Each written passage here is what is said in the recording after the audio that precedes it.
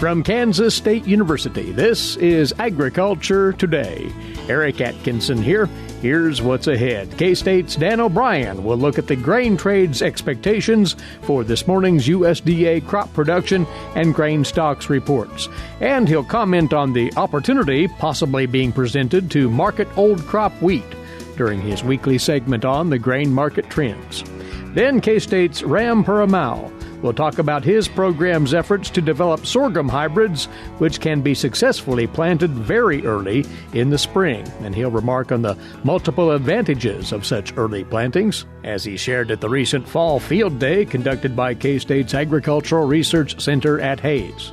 Also ahead, K-State's Mary Knapp with her weekly look at Kansas agricultural weather, plus more right here on Agriculture Today. Make hand washing a healthy habit everywhere you go. Wash your hands with soap and water for at least 20 seconds, especially after going to the bathroom, before, during, and after preparing food, and before eating. If soap and water aren't available, use a hand sanitizer that has at least 60% alcohol. Life is better with clean hands. A message from the Centers for Disease Control and Prevention. This is the K-State Radio Network, and you're listening to Agriculture Today. Welcome once more. Well, the grain markets collectively will have their attention affixed to that USDA crop production and grain supply and demand report coming out within the hour out of the department. And to talk over what that might say and other grain market factors now, Dan O'Brien is along with us from his office in Colby, Northwest Kansas, grain market economist with K-State Research and Extension. Well, Dan, as we look at that report due out shortly, as far as the corn number, it's expected to come down. That's a given from the number in August. The question is, though, how much? Yes, and we have in hand coming into the report to be released in a few minutes what the average trade guesses are. And the USDA had projected in August for U.S. corn production about 15.278 billion bushels based on yields of 181.8 bushels per acre and harvested acres of 84. Well, we've had, of course, the major storm that came through Iowa, parts of states a little bit to the west, perhaps some into Illinois, where we wonder about harvested acres and yield both. And there's been some dry areas. So you had the storm and the unrelenting dryness that is happening in parts of western, northern Iowa and eastern Corn Belt as well. And the people in western Kansas will tell you, yeah, hey, we've had some of that dryness too, at least until last year or so. So the average trade projection, basically 14.9 billion bushels, down about 350, 400 million from before. That's what they project the USDA will say. Their own projections are even a little bit more conservative, probably about 40 million bushels less than that. And it's interesting to me to see the low end of those trade ranges. Projection on the low side amongst any of those analysts of about 14.74 billion bushels, 14.7, a little bit more. And that's what they think the USDA will say. What they actually think themselves is that's closer to 14.5, 14.6, something like that. And where do they think the issue is coming? Is it yield? Is it acres? Mainly lower yields that they're looking at, a little bit of shaving of harvested acres. So the USDA now, and they've gone out around the September 1, had in-field enumerations, done surveys, et cetera, of farmers, use satellite data, every tool at their disposal. They're likely to be conservative if they follow any of their normal patterns, what they normally done. If there's room for a surprise in this report, it's that they come in with something below 14.9. So there's potential in the corn market, which could affect the other markets, to have a fairly volatile day in response based on where that first corn number comes in. And I can remember studies in the past have indicated how what used to be the August number when we were doing infield surveys has really set the tone for where we were going for the rest of the year. Well, now it'll be the September number, I think, given that this is the first time we're in the fields. So it's a big deal. With that, projections of the supply-demand balance sheet with that production number fed in, you're seeing basically almost a no change expectation on what the USDA would do, but what their own expectations are and what they think the USDA will say. In essence, well, I say no change to small change. For corn, the USDA projected about 2.75 billion bushels carry out in that August report for this new crop marketing year. And projection that the trade thinks they'll come in with is about 2.451. It's not that that's not a change, but it's still way above 2 billion bushels. Mm-hmm. And with that, you just do the calculations back behind that. They're basically saying that the supply-demand balance sheet, if they think that the yields are down 350 million bushels, they're saying the ending stocks in aggregate are down about 300, so there'll be little rationing of usage. It is interesting that their private estimates are that we'd be closer to 2.4 than this 2.45 for corn for the ending stocks. On the low side, even the most bullish of folks are projecting nothing less than 2.15 thereabouts. So, and maybe way to view it is that, this is a September report. Until they actually get to October and November, how are they going to boldly go out and say, well, gosh, it's not 350 million bushels that we're short, it's 500, it's 600. Need to see the combines roll to really affirm that. Well, that to me is consistent with everything we've seen the USDA operate, every mode that they've operated on. First, not over-project a problem. It's not first do no harm, because farmers would argue with that, but first make sure that you actually have a loss before you get gunning out there and really declare the end of the crop. We need to attend to the soybean expectations, too, and those numbers will be pared back some from the August USDA estimates, but not nearly as pronounced as expected for corn. Yeah. Again, in August, the USDA projected 4.425 billion bushels of U.S. soybean production this year. Here, this pre-report expectations down about 130 million bushels from that, down to 4.295. On the very lowest side of what they expect the USDA to do, 4.22 billion bushels. So if someone's looking for what could make the market go higher, there you go. Something at or near the low end of expectations, something at 4.22 billion bushels or less. And right now, it's a hard time to see that, but we haven't been in the fields until this time with USDA enumeration. So probably think that we have the same thought process for the USDA as we said for corn, that they'll go out, they'll take a look, they'll see. We still have a fair amount of season left. They may wait to actually show any major losses if they're out there until it's proven in the fields. And their own expectations for production, interesting that they think the USDA will say 4.295, but their own personal expectations are about basically 40 million bushels less for soybeans, just as they were for corn. So if anything, both of those numbers show to me that the market thinks the USDA will come in at whatever levels it has, and they'll keep shaving the crop down as it goes. That's really kind of the view, and that's probably a reasonable expectation. Again, all of those numbers will be posted by the department at 11 o'clock this morning, and the trade's eagerly awaiting what the department has to say. The market action this week leading up to today's report, decidedly friendly, Dan. Well, yes. For the Dees corn contract, we traded yesterday, closing at $3.65 for Dees corn. That's the highest since way back in March of last year. So, different factors come into play for that. Eric, you and I have been talking about the flood issues in China. We were really concerned a lot about the risk of the Three Rivers Dam breaking on the Yangtze River. Well, that's still holding, and thankfully, really for them, for those folks in their agriculture.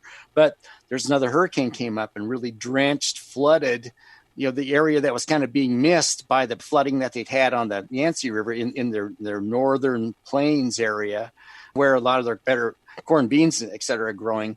Then that got flooded. So as corn has come to $3.65 now, so much depends on what this number is coming out in these reports on the size of the U.S. crop. So we're up to $3.65. And that is not $4. It's not $3.85, but it's $3.65. And it's probably a time for producers to be thoughtful about what they're seeing for these corn futures. And of course, on the soybean side, strong exports. Soybeans have jumped to 977. You have to go back to January of this year, at the very beginning of the year when we were up that high. So 977.5. Same issue, and maybe even more so for soybeans as for corn in terms of where prices have gotten to now, on the verge of supply-demand numbers coming out. So will those trends sustain, or will larger than expected crop numbers from the USDA report mitigate those and drive them lower? It's just an important time. On the wheat crop, what drives world wheat prices higher? Well, drought. And we've had dry conditions in Ukraine and Russia. That's a big issue. I'm not trying to scare up the market, but when you look at where the moisture is at, there's some moisture issues, often some awfully important areas of the world. So wheat futures have come up, but not in the same bold move higher as for corn and beans. But the hard red winter wheat D's futures contract closed yesterday at 474, had been up to 490 within the last couple of weeks. That's up from, let's say, 420 back in August. So there are issues afoot even in the wheat market. We have had people calling, wondering about wheat futures. And the other day, as it had closed at 471, and I had to tell them, gosh, 471 is not the worst price you've ever seen for wheat. And of course, that's the futures. You have to put a basis on that. But whereas corn and soybean futures are setting new highs at where they've been for a long time, we haven't seen, say, 490, 474 back since May. So people that have just harvested wheat and wondering what to do there, it's not quite as stark of a situation, but still a really interesting time with prices having run up to be watchful if you still have old crop wheat that needs to be sold. Dan, we appreciate the word, and we will watch for the USDA's new numbers out within the hour and then hash them over next week. Many thanks to you. Thanks, Eric. Take care. That's our weekly grain market segment with K-State Research and Extension grain market economist Dan O'Brien. And we'll be back shortly on Agriculture Today. A social distancing tip.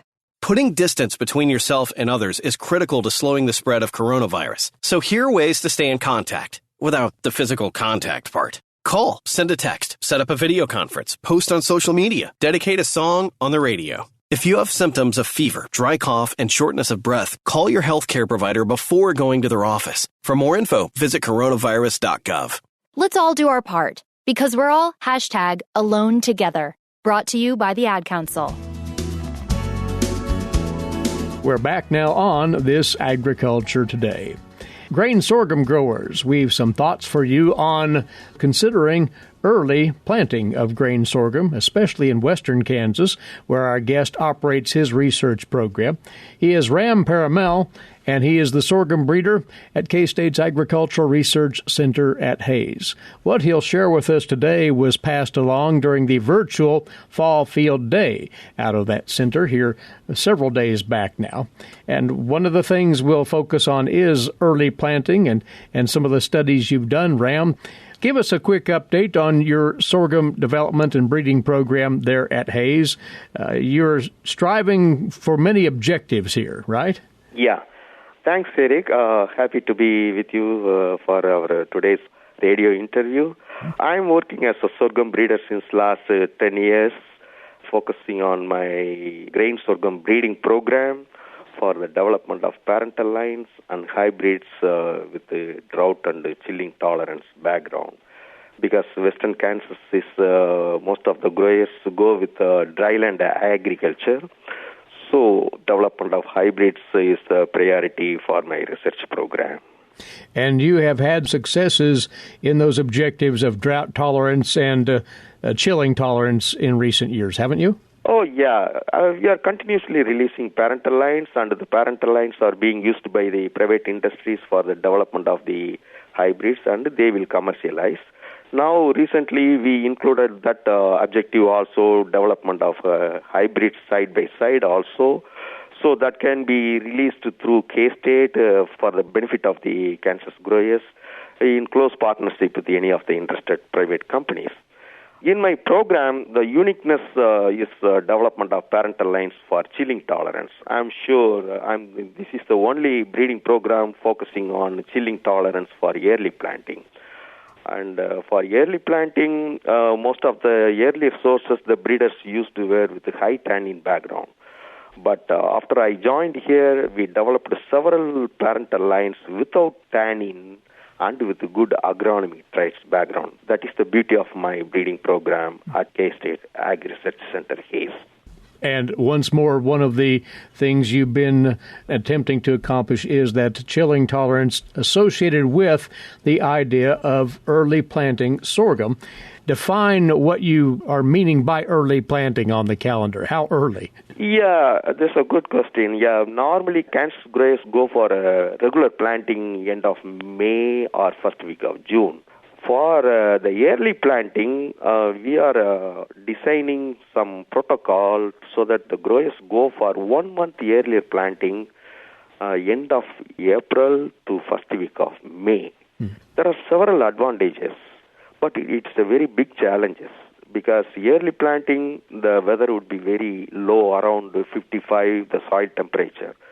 If the soil temperature goes below 55, the germination would be drastically affected. So you can't get more than 50% germination, even if it is with the good seeds. So we optimize several planting dates, that is end of April to first week of May. The advantages is the same hybrids or parental lines grown in first week of April gives 50% germination. But when you go for early planting at the end of April or first week of May, the germination percentage is close to 75%. The main advantages is the early planting. It would help the Kansas growers to take the advantage of early season moisture and minimum tillage, avoid pre-flowering drought stress. Early planting means obviously we can go for early harvesting in the first week of September instead of October first week, 1 month earlier. Hopefully to avoid that first freeze of the season. Yeah, exactly. The first freeze, it causes the grain quality also. It deteriorates the grain quality. And also, in the regular planting, the time of close to harvest, growers face lots of problem cutting hours. Combined harvest cutting hours is at the maximum 4 to 5 hours. But when you go for early harvesting by early planting, in the first week of September, you can go for extended harvesting, combined harvesting hours. And does that early harvesting, Ram, allow one to maybe cut down on the potential for lodging of that crop? Yes, that is the several things. Post-flowering drought stress is associated with the regular planting. So post-flowering drought stress causes stalk rot diseases. And the secondary infection, it leads to lodging. So it will drastically affect the yield potential. So when you go for early harvest in the first week of September, you can avoid post-flowering drought stress and lodging problems. And there is another advantage that you presented at the virtual field day, and backing up a bit in the growing season, as one establishes that early planted sorghum, it is quicker to develop a canopy, and that can be advantageous in suppressing weed problems, especially, you say, Palmer amaranth. Exactly. Palmer amaranth is a dangerous problem. Right. I can see how growers are facing the problem. When you go for early planting, the seedling covers the groundy area when the palmer starts germinating. Normally, palmer starts germinating around middle of May. When you go for early planting end of April, it would be around 3 weeks old seedlings. And not only early planting, you have to go with the narrow spacing with more seed rate. Normally, the seed rates go with 4 pounds per acre. That is 50,000 seeds per acre. So because of the only 75% maximum germination, you go with the early planting. To compensate, we recommend for 5 to 6 pound seeds per acre seed rate. Increase the seed rate by narrow spacing so the seedlings at the time of palmer emergence will suppress the weed's growth. So we are intensively working with the weed scientists for spacing trials, seed rate, and for the palmer growth establishment differences, everything. But again, worrying about that germination rate, as you said, the earlier you plant, one can in fact compensate adequately for all reasons with that higher seeding rate, it sounds. Yes, sir. Yes, exactly. So that is normally instead of 4 pounds per acre, we recommend 6, even 7 pounds per acre is good enough to go with the thick planting, narrow spacing, 15 inches row spacing. Normally growers go with 30 inches, right, between rows. For early planting, we strongly recommend 15 inches row spacing so that increase the seed rate with more population density. So it will have perfect germination and with a good plant stand so that you can get a regular yield, planting hybrids yield in the early planting hybrids also. Well, Ram, we've yet to talk about ultimate yields from early planting. What's known about the yield trends from this system? Yeah, but the hybrids, we are still in the stage of evaluating the hybrids under early planting because only in our research center in my breeding program, we are developing the hybrids for early planting because none of the other programs, they don't have potential parental lines for hybrids. So we are facing some challenges in evaluating multi-location trials. I think in normal planting, I'm not talking about this year. This year we got good rain. Instead of 6 inches, we received 3 inches. The average rainfall over past years in July, we got 6 inches rainfall this year. So I didn't see much difference between drought planting and regular planting, that is dryland and irrigated planting systems. I think potentially this year growers can expect a minimum 125 to 150 bushels of grain yield average.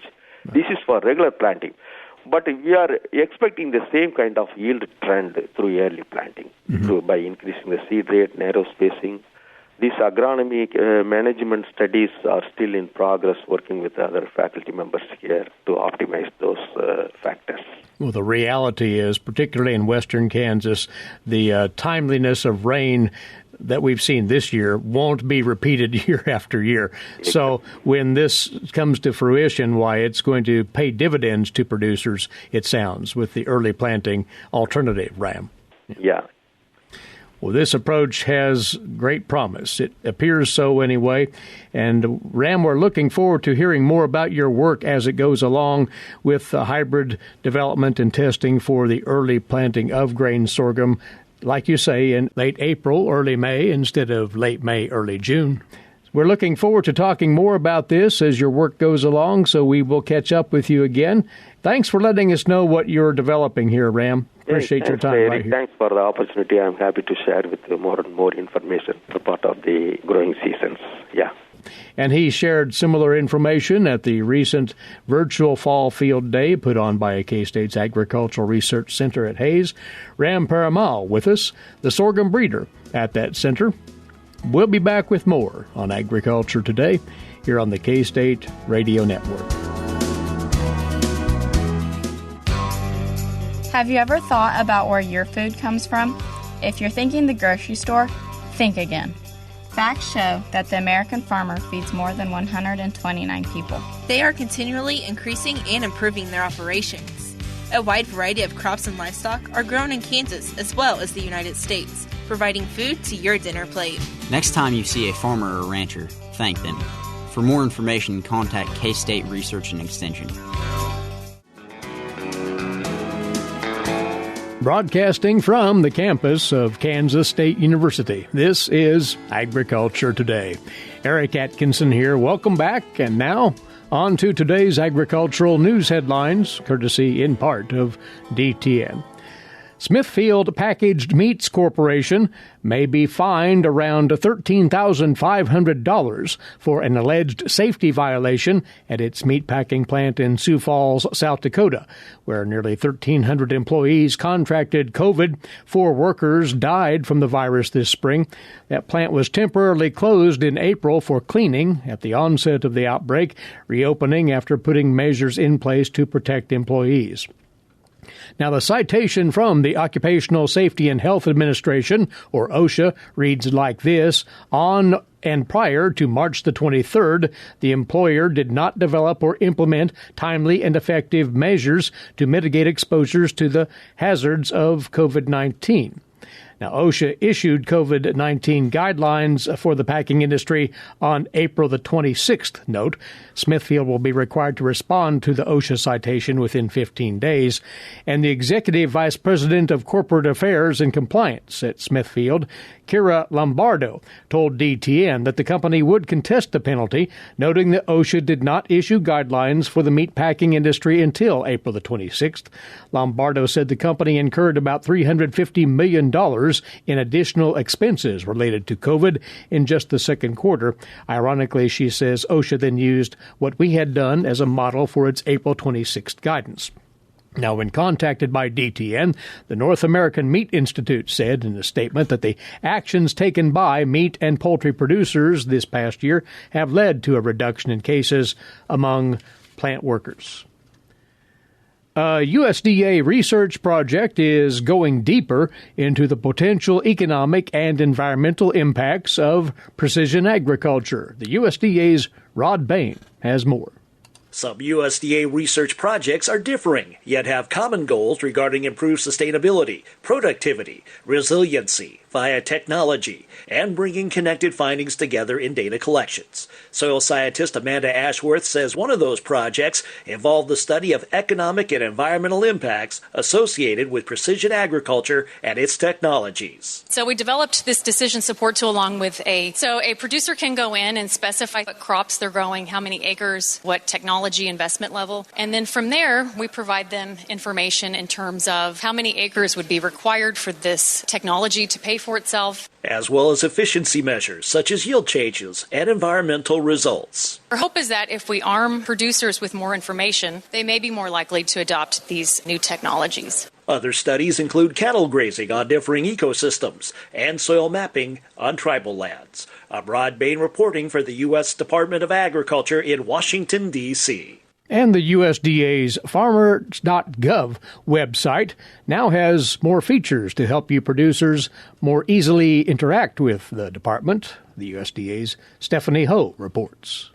The farmers.gov website has new features to allow for entities to conduct online business with USDA. We want to be available to them 24/7 when it fits their schedule, their work, and the many challenges that they face on their agricultural operation. That was Kevin Norton, acting chief of the Natural Resources Conservation Service. We've changed the look and feel of the Conservation Client Gateway in a way that it's more intuitive, more comfortable to the user experience as they begin to look at their farm, their needs, and work through their request for assistance or any contracting activity they have with us. Information can be accessed or submitted via a wide range of electronic devices. Can you imagine that? And we now have a tool that from the cab of their tractor, their pickup truck, they'll be able to engage directly with the Natural Resources Conservation Service. Again, the website is farmers.gov. This is Stephanie Ho for the U.S. Department of Agriculture in Washington, D.C. On this week's Kansas Wheat Scoop, Marcia Boswell sounds the call for volunteer wheat control. Marcia? There is increased risk of wheat streak mosaic virus in next year's wheat crop due to a number of factors. There is no treatment for wheat streak, so the best way to stop the spread is by controlling volunteer wheat and grassy weeds. Losses from wheat streak were down in 2018 and 19 from a high in 2017 when they reached $76.8 million in loss to Kansas wheat farmers. Several factors lead to 2021 being another year of potentially devastating losses. First of all, agronomic conditions during the 2020 wheat crop have a large effect on the amount of volunteer wheat that is emerging. Drought conditions last fall and this spring decreased kernel weight and likely increased harvest losses of grain. These smaller kernels might germinate into volunteer wheat, increasing the risk of severe wheat streak mosaic next year. Farmers also faced several other production challenges in 2020. These included freeze damage, hailed-out wheat, some reports of head scab, and waterlogging conditions in parts of central Kansas. These can all increase the presence of volunteer wheat. Secondly, some areas of the state have seen substantial rainfall over the past couple weeks. For example, areas in southwest Kansas have received 3 to 4 inches more precipitation than normal this July. While this moisture is certainly very welcomed in drought-stressed areas, wet weather through late summer often favors multiple flushes of volunteer wheat and also favors the growth of other grassy weeds that can also support moderate populations of the curl mites and virus. These weather patterns keep a lot more alternative host plants alive during the critical period when mites and the virus would not have plants to survive on. Thirdly, the farm economy is in a decline right now, so farmers may not want to invest the money in controlling volunteer. Farmers are enduring a multi-year slump in crop and livestock prices that is pushing many to the edge. With the COVID-19 crisis and loss of export markets, farmers are facing a plethora of challenges. The decline in global growth has impacted farmers and ranchers in 3 distinct ways. First, decreased global trade, specifically Phase 1 of the U.S.-China trade deal. Redirection of food supply. While businesses were closed, farmers lost markets to restaurants and schools. And bottlenecks in food supply chains, such as lack of agricultural workers available. Despite these factors, farmers must control volunteer wheat now to stop the streak. The farm economy can't afford to leave another $76.8 million in the field again next year. A second management practice to limit the spread of the virus is to avoid early planting. Finally, farmers can choose varieties with genetic resistance to wheat streak mosaic virus or the wheat curl mite. By following these management practices, we can stop the spread of wheat streak mosaic virus in next year's wheat crop. For Kansas Wheat, I'm Marcia Boswell. Thanks, Marcia. And these recent rains have been helpful in setting up better wheat seeding conditions, but that's about to change, as Mary Knapp will tell us next here on Agriculture Today. When you are in need of timely, reliable, and trusted information, K-State Research and Extension is here. Whether it's organizing people, information, or resources, they have the necessary tools. Community comes first for K-State Research and Extension. For more information and to connect with your county's extension agents, visit www.ksre.k-state.edu. Coming your way now on Agriculture Today, our regular visit with K-State Research and Extension climatologist Mary Knapp. She stops by to talk Kansas agricultural weather with us every Friday right here. We look back on this past week, Mary, and it's one of those weeks that Kansans are almost proud of in the variety of weather that we've received. Just about everything. Right. We had, as you said, just about everything. We started out the week with very warm temperatures for the Labor Day weekend. Lots of wind to go with those warm temperatures and dry. Then the cold front pushed its way in from Wyoming, Dakotas, Colorado, and we had the big drop-off. We're still waiting for all of the numbers to get in because it takes a while for the data to get filtered through all of the quality control checks, etc. But we have a number of locations that set daily records. We also had a number of stations who had the earliest recorded freeze of record. But some of those stations out in western Kansas that did reach the freezing mark or colder didn't set the earliest. A month that you might want to go back and think about is September of 1974, and that's where they had snow and freezing temperatures on the 3rd of September instead of the 8th and 9th. So, again, not unprecedented, but some of it's going to be record-setting. And records of all kinds here, and our first freezing temperatures of the season here in Kansas. In fact, there were locations where the duration of those cold temperatures has become of great interest. Right. With our Mesonet station at Wallace County near Sharon Springs, we recorded over 10 hours of sub-freezing temperatures. Other places did see the sub-freezing temperatures, again, looking pretty much at that northwestern corner, but we're looking at a couple of hours of cold, freezing or below. In the other areas where there was a lot of rain going at the time, it may not have been cold enough, long enough to actually kill the plants, but it's certainly going to be damaging to that. And when you get to some of our warmer season crops like sorghum, it didn't have to get down to freezing to have problems. Temperatures below 40, 45 degrees will slow down production quite a bit, and so it will take a while to see just how much damage that cold wave is doing to that crop as it's trying to finish up. Now, on the plus side, beneficial moisture in Kansas, but was it too late to help row crops out much? In many cases, it's going to be too late to make a difference on it. We had a lot of soybeans that were in their most critical and highest water use 2 weeks ago when the rains pretty much shut off. And so they already have suffered quite a bit of loss of yield potential. How much they'll recover with this current rains is questionable, particularly given the very cold temperatures that were accompanying it. It's not likely to do much for that. Sorghum, we had more of the sorghum that was already turning color, so again, it's not as likely to benefit from those rains.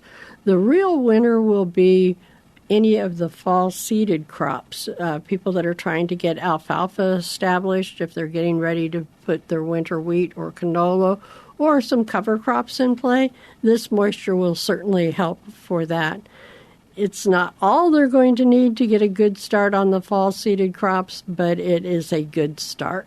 And in fact, an imperative start, because as we look at the forecast next week and you say, well, for the remainder of September, dry conditions will largely prevail. Right. And when we look at the quantitative precip forecast for the week ending next Friday, the amounts of moisture are minimal. You get into parts of eastern Kansas, they may see as much as 1/10 of an inch. A lot of that's going to be from the lingering rain of this current front before it actually exits the state. You get into central and western Kansas, the 7-day outlook is 0 precipitation. When we go to the 6 to 10 and 8 to 14-day outlooks, those favor drier than normal conditions for pretty much the state. That doesn't mean we're not going to see any moisture during that time period, but it's likely to be less than what we would typically see at this time of the year. Warmer temperatures will return, though, right? Right. When we look at the rest of this week, we'll get a little bit warmer, closer to normal. But again, in the eastern part of the state, as we get into mid-September, our normal highs are in the mid-80s, and our normal lows are in the upper 50s. So we've got quite a bit of warm-up to do to get back to what we would typically see.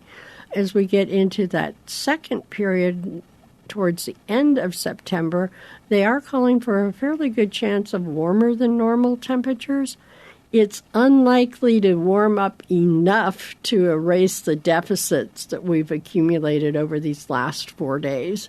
So the outlook that was issued at the end of August for September to be cooler than normal is likely to be verified, again, just given how cold we were to start the month out. And it's official. La Niña is confirmed in place, and we will contend with that for the fall, Mary. Right. In Kansas, we have a fairly good signal for warmer and drier than normal conditions for the fall and milder conditions during the winter when a La Niña is in play. What happens is the polar jet stream tends to be a little bit more variable, but tends to stay further north, and we don't get as many incursions of that colder air. Not to say it won't be cold, but it's less likely.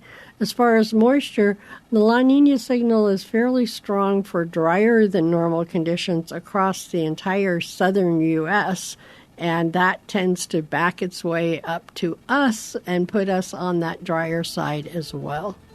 We will see what that brings to bear on our fall-planted crops. Mary, we appreciate your time. Thanks for coming over. Thanks, Eric.